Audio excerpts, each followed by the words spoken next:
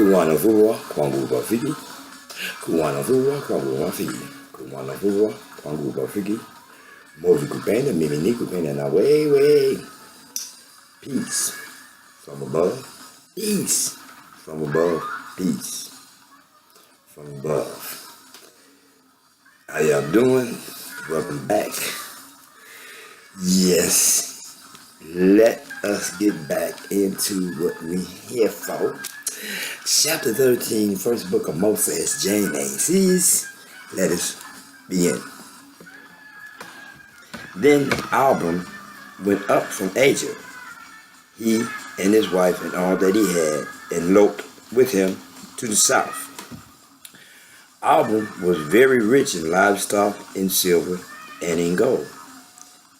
And he went on his journey from the south as far as Bethel, to the place where his tent had been at the beginning between Bethel and Ai, to the place of the altar which he had made there at first, and there Abram called on the name of the God.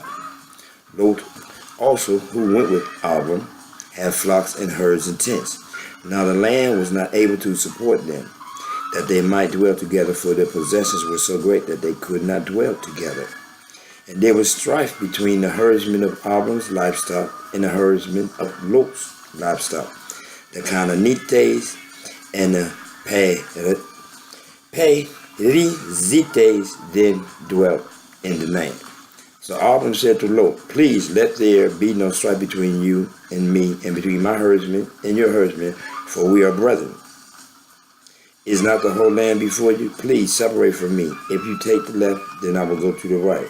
Or if you go to the right, then I will go to the left. And Lot lifted his eyes and saw all the plain of Jordan, that it was well watered everywhere, before the God destroyed Sodom and Gomorrah, like the garden of the God, like the land of Egypt, as you go towards Zoar. Then Lot chose for himself all the plain of Jordan, and Lot journeyed east, and they separated from each other.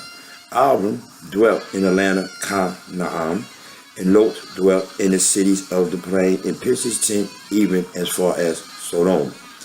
But the men of Sodom were exceedingly wicked and sinful against the God.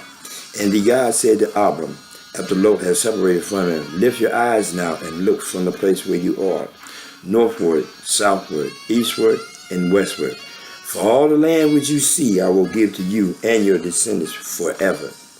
And I will make your descendants as the dust of the earth, so that if a man could number the dust of the earth, then your descendants also could be numbered. Arise, walk in the land through its length and its width, for I give it to you. Then Abram moved his tent and went and dwelt by the beast trees of Mamre, which are in Hebron, and built an altar there, to the God. Genesis chapter 13. Okay.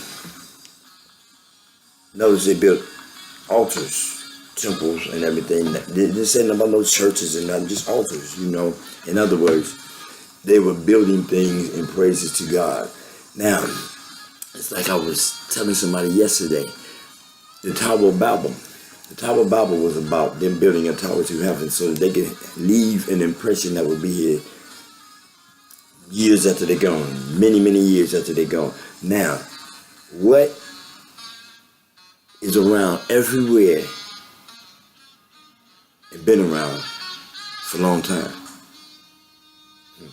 The pyramids, baby. Bam. They were not allowed to build that tower because he got a God. Said, nope.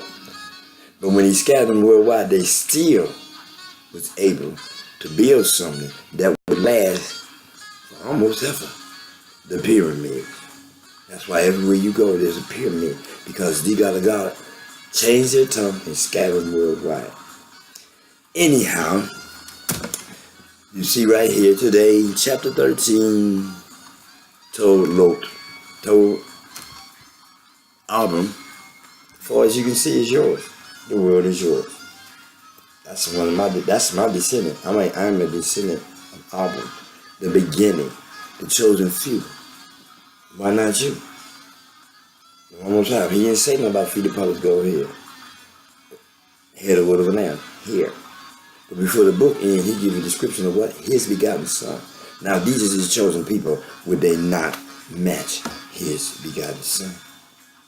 I'm just saying, thank you for your time. Thank you for your appreciation. One more time. Back to Moses, Genesis, next time, chapter 14. Asante sana.